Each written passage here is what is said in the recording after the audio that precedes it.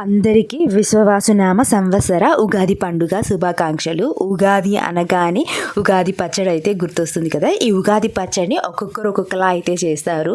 మా సైడ్ ఉగాది పచ్చడి ఎలా చేస్తారో చూసేద్దాము. ముందుగా బెల్లాన్ని తురుముకొని తర్వాత ముందుగా నానబెట్టుకున్న చింతపండు రసాన్ని తీసుకొని ఈ తురుముకున్న బెల్లంలో వేసుకోవాలి.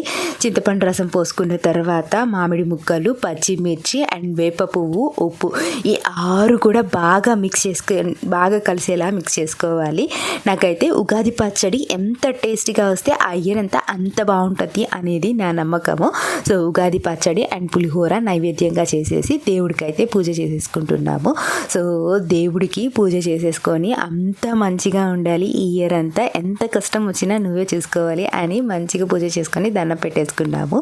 నాకు ఇప్పటి వరకు తెలియదు ఉగాది రోజు రామకోటి రాస్తే మంచిది అని అంట. సో అందుకోసం అని చెప్పేసి మా ఆయన చేత ఈ ఉగాదికి రామకోటి అయితే స్టార్ట్ చేయించాడు. సో రామకోటి రాసేసిన తర్వాత ఉగాది పచ్చడి టేస్ట్ చేసాము. మా ఉగాది పచ్చడి చాలా టేస్టీగా వచ్చింది. అదే వీడియో.